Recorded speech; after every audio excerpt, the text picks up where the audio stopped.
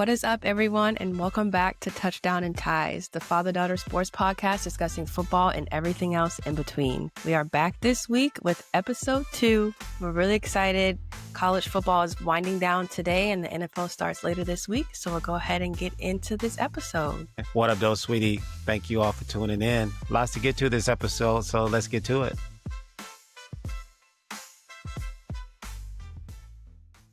So we are going to start this week with the biggest news in the NFL surrounding America's team. Your favorite team, actually. Not my favorite team. Not my favorite team. Micah Parsons is officially leaving the Dallas Cowboys, and he is going to the Green Bay Packers. I know if I was a Dallas sports fan right now, I would be pissed. In the matter of months, you have traded away both of our franchise players for whatever reason, which is crazy because there are two guys that are in positions that other teams would kill to have with that kind of skill set in those key positions on the team, and you traded them away. It's like Nico Harrison and Jerry Jones went toe-to-toe to see who could piss off Dallas more. What are your thoughts on that? Probably the happiest man in Dallas right now is Nico Harrison because it's kind of take the spotlight off of him a little bit after what he did with the Luka trade.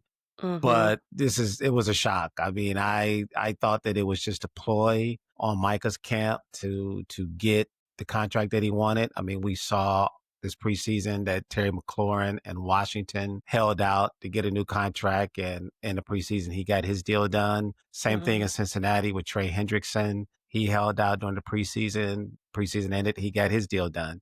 Thought it was the same thing going on in Dallas with Micah and Jerry, with all the drama that they were going on. And then to find out on Thursday that they actually did trade Micah, I was shocked. I was shocked. Yeah. I mean, this seems to be a track record with Jerry Jones. You know, I mean, usually, you do stick with your franchise players. I mean, Dak and CD went through the same thing last year. CD held out from all of the voluntary team workouts and practices and things like that until he got his contract in August. Dak didn't get his until September 8th of last year, right before the season started. But I mean, if you're a Dallas fan, it seems like you've been dealing with this with Jerry Jones since he got there. I mean, this was way before my time, so I can't really speak on it for real. But I mean, when he got to Dallas, he fired Tom Landry. And he had been winning Super Bowls at Dallas. And then you go ahead and then you fire Jimmy Johnson after they had won several Super Bowls. So it's kind of like, what is Jerry doing? He traded away Herschel Walker as well. So, I mean, if you're a lifetime Dallas Cowboy fans, I'm curious to know which one stings more, this one or, in the past. Well, I think that he's hoping that this trade will become his Herschel Walker trade because most people have given Jimmy Johnson the credit, and probably rightfully so, for pulling off that Herschel Walker trade that pretty much led to the Cowboys building their dynasty of the 90s with getting Troy and Emmett and Michael Irvin on the team. So I think Jerry's kind of hoping that this will be similar to that. The problem that I see with it is that Green Bay is going to be a pretty good team, so the number one picks that you're getting from Green Bay will likely be lower round picks. Now, it's possible that they will be able to package picks, their own pick that they're going to get, as well as the pick that they're going to get from Green Bay and maybe get another star player. So on the surface, it looks like it was a bad deal. But unfortunately for Cowboy fans, you're not going to really be able to tell, how successful this trade was until maybe a year or two down the road. Now, the timing of it, you can question because it was like with some of the things that have come out about, Jerry being unhappy with Micah's agent, some of the players coming out talking about they were unhappy with the podcasting that Micah was doing throughout the course of the season.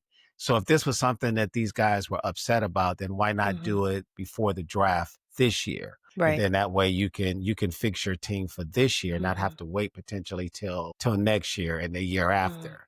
So this is one of those things that we will not be able to really determine. I mean, you'll see it this year. Green Bay will probably benefit more from it this year because now Green Bay becomes instant title contenders, if you will, with a guy like Mike on their team. And it's yet to be determined how the Cowboys will look without him. I mean, I know that he missed a few games last year. One of them was against the Lions, and man, they had no shot in those games without him.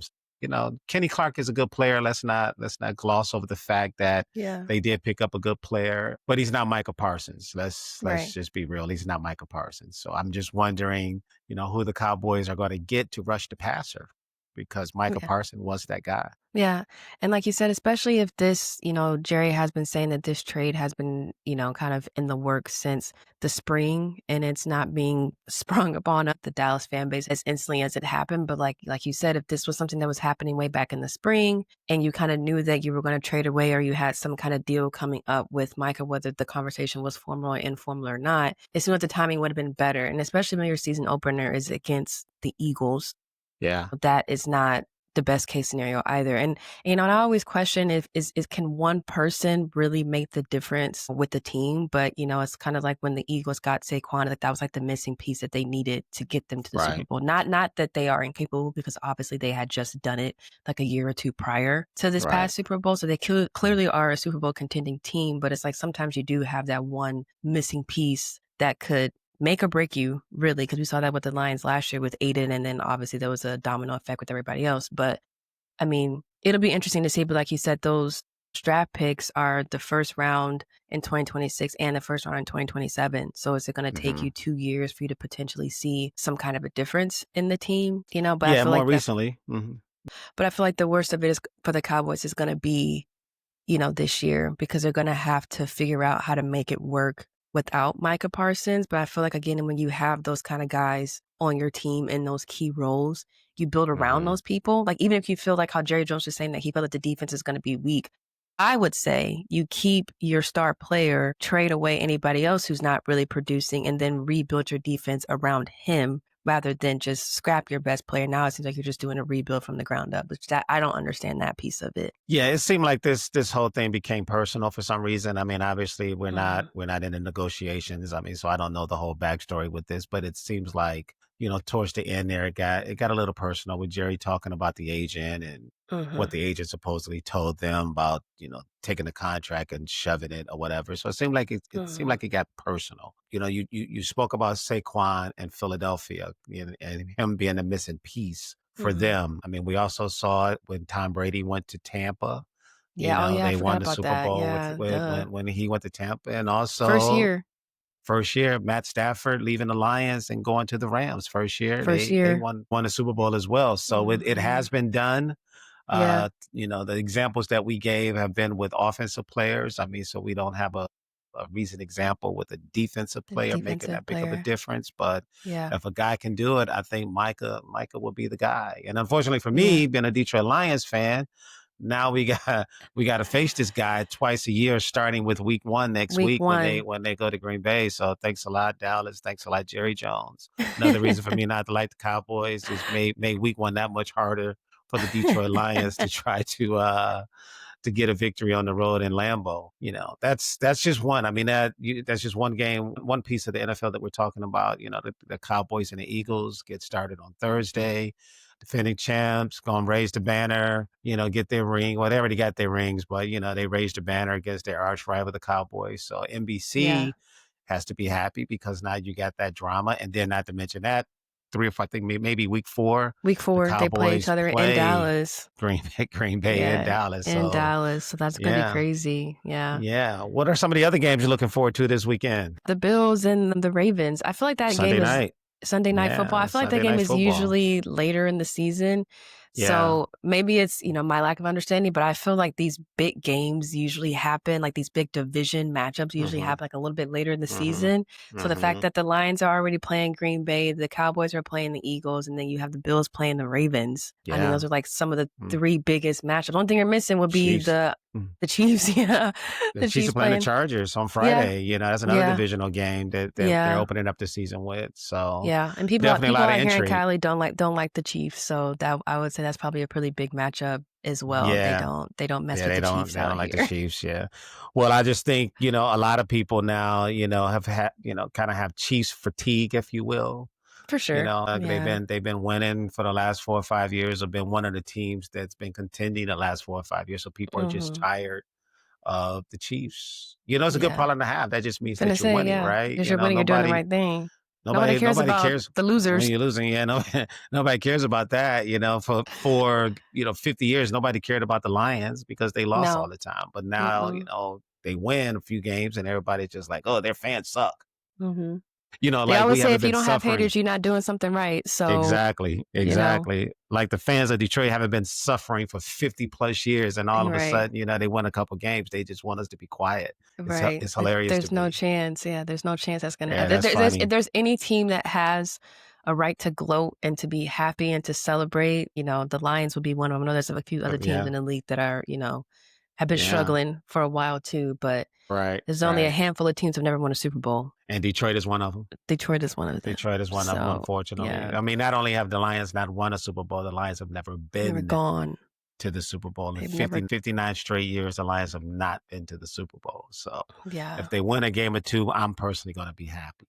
yeah. There you Personally going to be go. happy about that. So looking forward to that. Yeah. Well, speaking of, dynasties in football and people being tired of teams winning, college football started this week. Alabama played Florida State and they lost. They lost. Yeah, They lost their yeah, game. So yeah, they played Florida State and, they lost not anything crazy. It wasn't a blowout. They yeah. still kind of stayed in it. But, I never thought I would see the day that Alabama was not dominating college football. So it's kind Right. of bittersweet. I don't even say Yeah. bittersweet. It just doesn't feel like things are right in the world if Alabama is not a top contender. And to like you said the other day, to be the guy to follow up the guy has to be, so much pressure. One of the hardest things because Yeah. I don't know if Alabama has ever lost in August, and they just did. Yeah. They just did. Yeah. To a Kalen team DeBoer that struggling. yeah, to a team that two years ago, they went undefeated, and that was like a whole drama because they didn't get picked for the playoffs, which was insane. Right. To who? Alabama. They got picked over Right. them. So Right. Right. it's for them, it's kind of like a revenge plot. But I don't know. To me, I would feel better if I was, beating the team when they were the team. If I'm beating them Yeah. now, to me, it don't really mean anything. But that's from a person who's not a Florida State fan, so I can't really speak for them. But But yeah, it's a big win for Florida State when you consider last year they only won 2 games. 2 games. Following, they followed up that undefeated season the year before with only Mm-hmm. winning 2 games last year. Right. And then, you have a transfer quarterback, Thomas Castellanos, I believe is his name, Mm-hmm. who trash talked Alabama throughout the He summer. He did, was and then he just like, doubled hey, down on it yeah, he afterwards. trash talked him. And then he went out there and he backed it up. So, as if Yeah. it's not bragging if you can do it, if you can Right. back it up. And he did. And he showed out. I mean, He Kalen did. DeBoer is struggling. I mean, it's hard to say a person will be on the hot seat after, only, 14 games into his tenure. Essentially. Yeah. But when you are Alabama, when you coach in Alabama and those people down in Tuscaloosa are used to winning and winning Yeah. big, and Yeah. you lose to an unranked team in Florida State after going, Yeah. what I believe they went like 9-4 last year or something like that. I'm not Right. exactly sure the record. Right. It's safe to say that this guy is going to be on the hot seat Right. this year. He's going to have to win Yeah. some games. He's going to Yeah. have to win some games. Another game we had was LSU and Clemson. Yep. LSU. Mm-hmm. I LSU was didn't ranked believe this lower. when LSU was ranked lower, but I didn't realize Attention. this. But this was the first time that they won week 1 since 2019. Wow. What? Oop, Yeah, I the did. year. The Yeah, year. yeah. That was the first. Yeah, they won the national championship. That was the Joe Burrow team, right? So The that's team. My yeah, favorite team. yeah. That was the last time that they actually won week 1 Yeah. since 2019. So I mean, I found that a little bit hard to believe, but it was yeah, true. like you say, Yeah, you know how that season went. So if you know anything about football, if not, look it up. yeah, yeah, Probably one of the, and like I said, in my opinion, one of the better teams since, you always talk about, Miami dominating in the 90s and how yeah, exciting that team was to watch. That's how I felt about, watching that 2019 LSU team, which was yeah. crazy. So Clearly the one of the battle better of teams in the the, history. Yeah, yeah, the yeah. battle of the Death Valleys this weekend. And apparently Clemson had Death Valley first, but I guess LSU Yeah. took that back. Yeah. LSU Yeah. took that back. Yeah. Also Michigan, our team, the Wolverines, they got the Right. Bryce Underwood era started. He looked pretty Mm-hmm. good. They beat New He did. Mexico. What are your thoughts about that? I think it's good. I mean, like I say, Mm. he's a true freshman, so I think there are going to be some things to tweak. Obviously, he wasn't perfect. I think his only touchdown was a rushing touchdown and not a passing touchdown this past No, he had a weekend. passing. It was a passing It was a touchdown. passing touchdown? It was a Okay. It passing was a touchdown. passing Yeah. touchdown. Okay. Hmm. But I am curious to see how he's going to stack up against, the OU QB this upcoming week.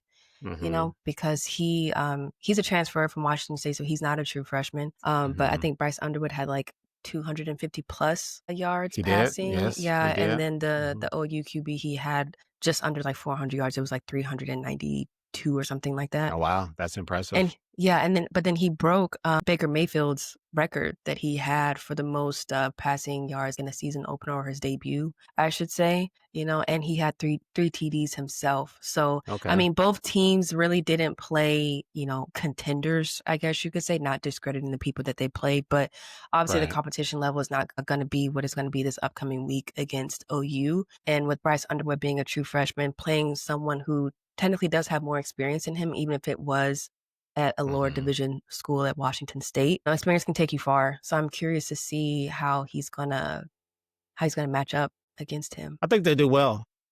I think Yeah. Bryce Underwood, I mean, it's only one game, so it's not like a large sample here, but I think Bryce Mm-mm. Underwood is going to be the real deal, man. I mean, and don't Yeah, forget Justice Haynes. I mean, he made his Michigan debut as well. I he mean, had did. over 150 yards rushing. He never did So that I at think, Bama, and apparently that was a yeah, record for him. He yeah. broke a record at Michigan already, But it or for just himself goes to career. show you the talent that they have on that Bama team, man. When a guy Yeah. like that can't even see the field, but he comes to Mhm. Michigan and he dominates in the first game of Yeah. the season. Already having career So highs. Michigan did lose their appeal with that controversial Oh, targeting they did. call against Jason Barham. They Mhm. lost the appeal. That's Obviously, you don't crazy. That expect. was not targeting. It was. I think it was questionable at best. I don't think he targeted. I don't think he led with the crown of his helmet. Not at But all. NCAA or the Big Ten at this point is not really trying to do Michigan any Shouldn't any favors, right? favors. That is very true. So yeah, you That didn't is really very expect true. you didn't really expect Yeah. them to overturn that call. I mean, so he'll miss the Yeah. first half of the game, so that's gonna Yeah. that's gonna definitely affect them. He's Yeah. he's arguably their best linebacker, and Yeah. to not have him for that first half against OU is gonna hurt them. Mhm. Yeah. I mean, but on the defense, they still had his name is Ernest Hausman. He did Hausman is really good, yeah, good. Yeah, he did yeah, really good. So hopefully, he mhm, can kinda help carry the team, at least on the defensive mhm, side for that first mhm. half that Bar won't be there. So Yeah, we'll see. But yeah, again, one person can make the difference. he can, yeah. So we'll see how that goes. I mean, Unfortunately, it's just for a half. It's not like he's gonna miss the it's a whole whole game, game, right? so, Yeah. hopefully, he'll come in that second half and the game will be Yeah. close or, however it plays out, and he'll definitely be able to help them that second half in that game, but, make no mistake, losing him is gonna be You're gonna hard. feel it. Yeah. Yeah, You're gonna they're gonna feel feel it. that loss. Yeah. Gonna feel I that think loss. I think the defense is just gonna have to work a little bit harder. I mean, they did give up 17 points against New Mexico, Mhm, and you was ideally a harder team to play than New Mexico. So if you give up mhm. 17 points against New Mexico, how is that gonna translate over into OU? Well, it's the first game. I mean, there are It's no just some exhibition tweaks. games in college, so you got some Right. things to work out. You got some new players that you're trying to implement into the system. I mean, so I don't really put too much stock in that. Mhm. It changes from week to week.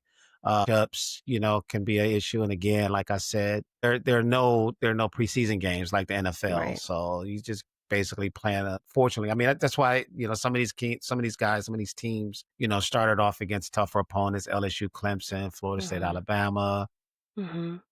Miami and Notre Dame. Dame, The yeah, other that was a night. good game last night. So when you start off, against a so-called lesser opponent, it Mhm. gives you an opportunity to work on some things. Mhm. So sometimes it work out in your favor, sometimes it doesn't. Right. So we'll see. But definitely this weekend against Oklahoma, the competition is going to be a little bit stiffer. Mhm. So Yeah. looking Probably forward the to that biggest game Saturday yeah. night. I mean, probably the biggest game this week. So, but yeah, kind of shifting over, giving some credit to the Buckeyes. Yeah, that was the marquee game this week. Yeah. So that was definitely the most hyped up game, most hyped up, quarterback to Yeah. watch coming into this week with Arch Manning in Texas, and then you had Ohio State again playing Texas. This is just the second Hmm. time that Ohio State Hmm. has played Texas within the same calendar year, not the same year, but the same calendar year, and they've beaten them both times. Yeah. So, a pretty big deal commending Ohio State, especially considering the fact that they lost 14 players to the draft. So obviously you lost some of your key players that played against that same team. So now you have guys coming up who may have gotten limited or no reps against that game that you played against them in the past. And they still came in and they won. I mean, it was a slow game. They only won 14-7, but Texas didn't score that Right. touchdown until, later in the fourth quarter, which ideally you probably have brought out or taking out all of your starters at that point. So, yeah, I think Probably Ohio not, State. because the game was still close enough to where they didn't, still in doubt. So they didn't take out their starters probably too Mhm. much, in that game, but they dominated. Defensively, Yeah. Ohio State dominated. I think Mhm. Arch Manning after 3 quarters only had like 40 or 50 yards passing. I mean, he Right. picked up some yards in that fourth quarter, but made no mistake about it. The Ohio State Buckeyes just dominated They Texas. did. Just dominated. Yeah. They're almost making, again, there's only 1 week, but a lot of people thought that Texas were going to go in there and and Mhm. dominate Ohio State because of, like Right. you said, 14 guys from last year's team drafted into the Mhm. NFL. I don't know how many maybe transferred or whatever, Transferred on top of that. but Texas is bringing back all of these guys. All of these guys came back with Mhm. the thought of, we're going to try to go for the national championship, and they just did not look good at all. I mean, Yeah. defensively, Texas played well. They only gave up Right. 14 It's points, 14 points. but Yeah. offensively, with Arch Manning and all this preseason hype, maybe he's going to be the #1 pick in the Right. draft. Give Ohio State credit. I mean, I know You we have are to. Michigan fans and we said we wouldn't be biased, but Ohio State was impressive. Yeah, they definitely Impressive. were As you said, this was the second #1 team that they have beaten this with year. within a Granted, calendar year. not the same football season, but within the same calendar year, because they beat Mhm. Oregon in the playoffs last year when Oregon was ranked #1. Number And you 1. lose that Right. many guys off your team, and then to come back in the first game of the season, you play Mhm. another #1 team, and Right. you and you're able to win that game. I mean, that's impressive. Mhm. It's With the impressive. Can't QB be that's mad. making his first collegiate start, Yeah. as well with Yeah. Julian Sand. Yeah. So yeah, it's pretty good for Ohio State. So we'll see if they're gonna be the new Bama. I know you had some thoughts about that as well with, I guess, kind of right now not feeling like you have anybody to really contend with them. So we'll kind of Yeah. see how they dominate throughout the season, Yeah. if they dominate throughout the season. As a Michigan fan, it pains me to say, but Ohio State may be on the precipice right now of dominating college football. Mhm. I mean, when you Right. think about what that program has done since they hired Jim Tressel back in 2001, I believe, Mhm. they've won 3 national championships with 3 different coaches. I mean, Right. Jim Tressel took them to another level when he got there in 2001. And then I believe Mm. Meyer came on board in 2012, 2013, somewhere around there. Then they Mhm. won another championship when he was there in 2014, and he just took them to another level as Completely different. well. Yeah. And now with Ryan turning the Day. reins over to Ryan Day, they haven't missed a beat. So you have to commend Right. them. I mean, I feel like I'm talking a lot about Ohio State right now, but you got to give these guys credit. I mean, because you've seen programs in the past. Two that Alabama. comes to mind was, talked about Alabama when they lost Mhm. Nick Saban, and Nick you see how Saban. Kalen DeBoer is struggling. Mhm. But back in the early part of the century, I guess at this point, 2000, USC with Pete Carroll. Pete Carroll had the Mm. USC was kind of like Yeah. Alabama. Yeah. Pete Carroll had those guys rolling. They won 2 national championships. The only reason why they didn't win the third one is because Vince Young had you know a phenomenal performance in the Rose Bowl to beat them, unless they would have won the third championship. But, Yeah. since Pete Carroll left, the USC program has not been great. There's been a lull Right.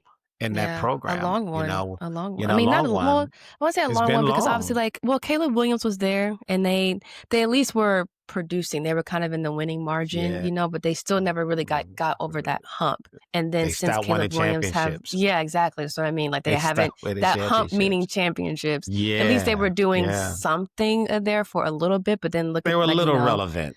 They were a a little little bit, relevant. Let's yeah, just say they were a little relevant. Same thing with Alabama, but Ohio right, State, you lose Tressel, you don't have a fall off. You get Urban Meyer, and he elevated. And he hmm elevates the program, right? And then yeah, he leaves, and then Ryan Day comes in, and I mean, they just keep putting them out there, man. I mean, big yeah, ups, big props to Ohio State, man. I got to give it up to yeah, them. I mean, I know they've lost the last 4 times against Michigan, but before that, they had beat Michigan like what, 20 times, 16, 18 something out of 20 crazy, times or something like that. So, yeah. I'm not going to be biased. I give credit where credit is due, Go Bucks, I So guess. Just kidding. I ain't gonna say go Bucks. I ain't no go Bucks. Y'all winning. Give y'all credit, but ain't no go Bucks. All right. It's Oh, still go no. blue. Still go blue, Still always. go blue. Always. See That's you guys in hilarious. November. Right after Thanksgiving. Yeah. See you That's guys hilarious. then.